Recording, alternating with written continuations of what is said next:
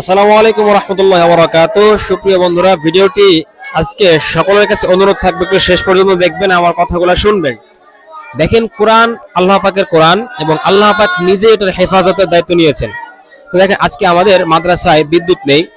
তো বিদ্যুৎ না থাকার ফলে আমাদের যেহেতু ছোট মাদ্রাসা, গরিবানা পরিবেশে মাদ্রাসা, সেক্ষেত্রে আমাদের ওরকম ভালো কোনো জেনারেটরের ব্যবস্থা নেই, এমনকি সৌর বিদ্যুতের ব্যবস্থা নেই। তো এখানে হচ্ছে দেখেন, এই যে দুটো এলইডি লাইট লাগানো আছে। আজকে দুর্ভাগ্যবশত এই লাইট দুটাতে ভালো আলো হচ্ছে না। তো তারপরও দেখেন, ছাত্রদের পড়ার একটা আগ্রহ, পড়ার একটা কি মানে উদ্যমের সাথে তারা কোরআন তেলাওয়াত করছে, সবক পড়ছে। আসলে আল্লাহ পাক যার ভালো চায়, যার কল্যাণ চায়, যাকে তার প্রিয় বান্দা হিসেবে কবুল করে নিতে চায়, তার দ্বারা হচ্ছে এরকম কোরআনের খেদমত হয়। তো দেখতে পাচ্ছেন বাচ্চারা কত সুন্দর, মানে একাগ্রতার সাথে যার যার মতো করে কত সুন্দর করে কোরআন তেলাওয়াত করছে।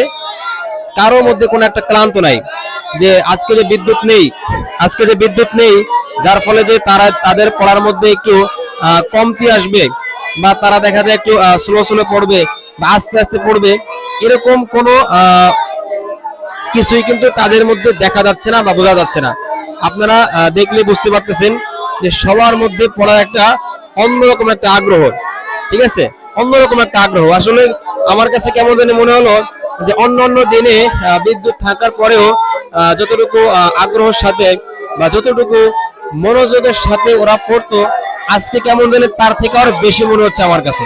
আলহামদুলিল্লাহ। দেখেন, তো এই যে ভিডিও করতে করতে মাত্র কারেন্ট চলে আসছে, আলহামদুলিল্লাহ। তো এত সময় আসলে এটা আল্লাহর রহমত। দেখেন কত সুন্দর করে যার যার মতো করে পড়ছে। এটা একমাত্র আল্লাহর কোরআনের মুহাব্বত, আল্লাহর রহমত, আল্লাহর ভালোবাসা থাকার ফলে এটা সম্ভব। দুনিয়ার কোনো বই পড়তে গেলে আপনার এতটা মনোযোগ, এতটা আগ্রহ কিন্তু পয়দা হয় না।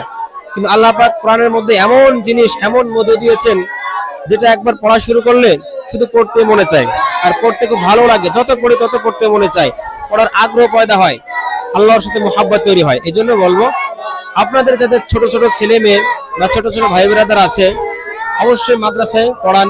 অন্তত মাদ্রাসায় না পড়ালেও যেভাবেই হোক আপনারা কোরআনটা শিক্ষা দেন। কোরআনের শিক্ষা যদি না থাকে তাহলে পরকালে ক্ষতিগ্রস্ত হবে।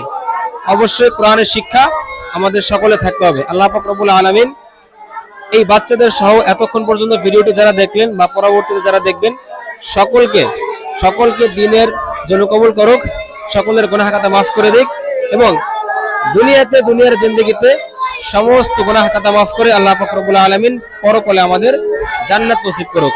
আমিন।